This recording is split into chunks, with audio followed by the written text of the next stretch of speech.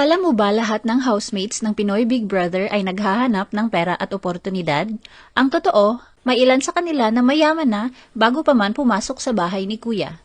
May isang housemate na anak ng napakayamang pamilya sa Pilipinas. The Philippines Showbiz List presents Top 10 Mayayamang Housemates ng Pinoy Big Brother bago pa man pumasok sa bahay ni Kuya. 10. Kisses Delavin. Pasok sa listahan ng mga mayamang housemate bago pa man pumasok sa bahay ni Kuya, si Kisses Delavin. Sumali siya sa Pinoy Big Brother Lucky 7 noong 2017 at agad na nakilala dahil sa kanyang charm, talento at magandang pinagmulan.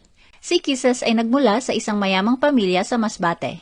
Kilala ang kanilang pamilya sa rehiyon dahil sa kanilang iba't ibang negosyo kabilang ang hotel, real estate at trading businesses. Ang kanyang ama ay isang engineer, habang ang kanyang ina naman ay isang entrepreneur at accountant. Bilang only child, lumaki si Kisses sa isang comfortable life, gayunman, hindi lamang siya umasa sa yaman ng kanyang pamilya. Sa paglipas ng panahon, nakapag-ipon at nakapagtayo rin siya ng sarili niyang 4-story building. Sa kasalukuyan, siya ay nag-aaral ng ballet sa Martha Graham School sa New York City. 9. Manolo Pedrosa. Kasama rin si Manolo Pedrosa na naging housemate sa Pinoy Big Brother All-In noong 2014 at nakilala sa kanyang charm at talento.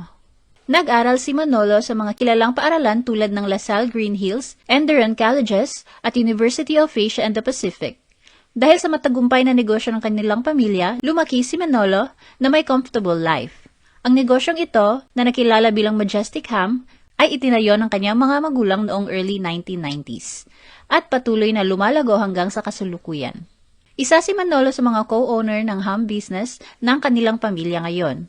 Itinampok din ang negosyong ito sa programang Pera Paraan, kung saan ibinahagi ang tagumpay at paglago ng kanilang ham business. Ayon sa ulat, tuwing lean season, ay kumikita ang negosyo ng humigit kumulang 1 million pesos hanggang 2 million pesos kada buwan. Kapag peak season naman, lalo na tuwing Pasko, umaabot ang kanilang kita sa humigit kumulang 10 million kada buwan. 8. Bianca De Vera. Si Bianca De Vera ay sumali sa Pinoy Big Brother Celebrity Collab Edition noong 2025 at nakilala sa bansag na ang sassy unika iha ng Taguig. Nagmula si Bianca sa isang mayamang pamilya na may iba't ibang malalaking investment at negosyo, kabilang ang mga luxury assets at mga private resort. Ang kanyang ama ay isang professional rallycross driver, habang ang kanyang ina naman ay involved sa international high fashion ventures. Sa kabila ng kanilang yaman, kilala si Bianca sa pagiging secretive pagdating sa kanyang personal na buhay. Sa kasalukuyan, patuloy niyang pinauunlad ang kanyang personal brand sa showbiz habang tinutupad din ang kanyang pangarap sa culinary field. 7. River Joseph. Kabilang rin sa mga housemate na nagmula sa mayamang pamilya bago pa man pumasok sa bahay ni Kuya ay si River Joseph, na naging housemate sa Pinoy Big Brother noong 2025. Nakilala siya sa bansag na sporty business bro dahil sa kanyang active lifestyle at pagiging businessman. Si River ay pamangkin ng presidente ng SM Retail Incorporated. Bukod dito, sinasabing ang kanilang pamilya sa father's side ay may lineage pa umano na umaabot hanggang sa Ming Dynasty sa China. Bukod sa kanyang pinanggalingang pamilya, ipinakita rin ni River ang kanyang sariling kakayahan bilang isang entrepreneur. Siya ang nag-develop ng Casa, isang eco-friendly bag brand na gawa mula sa cassava starch. Hindi lamang sa negosyo nakatuon ang kanyang mga gawain. Active rin si River sa programang Reach for the Poor, isang outreach initiative na inaalay niya sa alala ng kanyang yumaong kapatid. Sa kabila ng kanyang marangyang pinagmulan at koneksyon, sa isang maimpluwensyang pamilya, inilarawan si River bilang isang humble at grounded na tao. 6. Richard Juan. Kasama rin sa listahan si Richard Juan na naging housemate sa Pinoy Big Brother 737 noong 2015. Ibinahagi ni Richard na ang kanyang pamilya ay matagal nang nasa negosyo at investments, kaya lumaki siya na hinuhubog para maging isang entrepreneur. Nag-aral si Richard sa Singapore International School at Canadian International School bago bumalik sa Pilipinas upang ipagpatuloy ang kanyang pag-aaral. Nakapagtapos siya ng kursong Broadcast Communication sa University of the Philippines, Diliman. Si Richard ay naging model at events host muna bago pumasok sa showbiz. Bagamat permanent resident siya ng Hong Kong, hawak pa rin ni Richard ang kanyang Filipino citizenship. Bukod sa kanyang native language na Cantonese, bihasa rin siya sa Filipino, English, Mandarin, at Hokkien. Si Richard ang founder at managing director ng 2 Infinity Entertainment at co-founder ng 28 Squared Studios. 5. Gino Roque. Si Gino Roque IV, na naging housemate ng PBB8 noong 2019, ay tinaguriang businessman of steel ng Quezon City. Nagmula si Gino sa isang mayamang pamilya na matagal nang konektado sa iba't ibang larangan ng negosyo. Bago pa man siya pumasok sa PBB, nakapagtatag na siya ng sariling pangalan bilang isang entrepreneur. Naging bahagi siya ng iba't ibang industriya tulad ng real estate at food business. Isa rin siya sa mga tumulong sa retail business ng kanilang pamilya na kilala bilang Camiseta.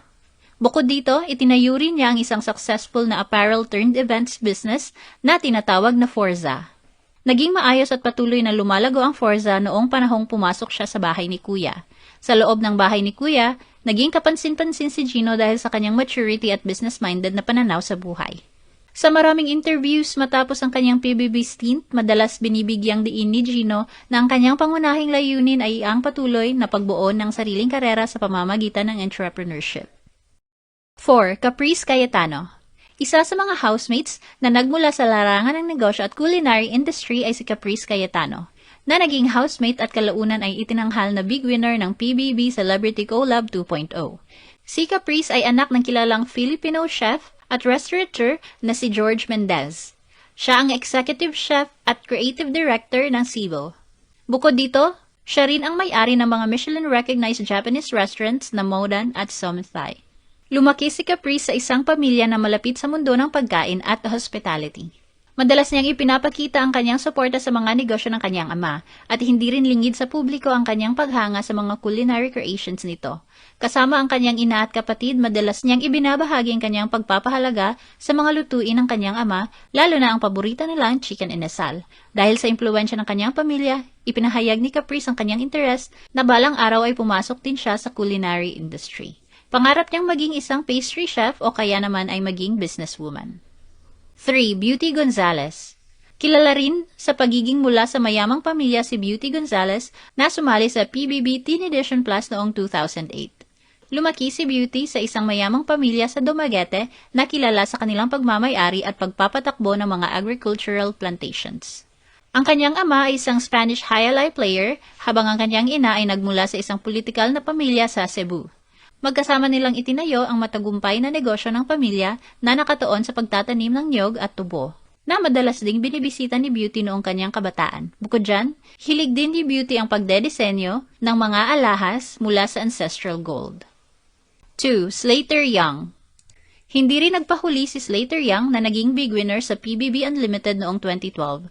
Bago pa man pumasok sa showbiz, kabilang si Slater sa mga mayayamang angkan sa Cebu. Siya ay isang civil engineer at tumutulong sa negosyo ng kanyang pamilya na nakatuon sa construction at steel building manufacturing. Ang pangunahing negosyo ni Slater ay ang Lightcrete Corporation at pumasok din siya sa iba pang venture tulad ng real estate development. Naging brand ambassador din siya ng 8990 Holdings Inc.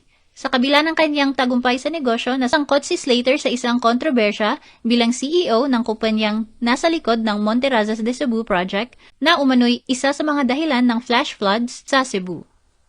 1. Paul J. Castillo.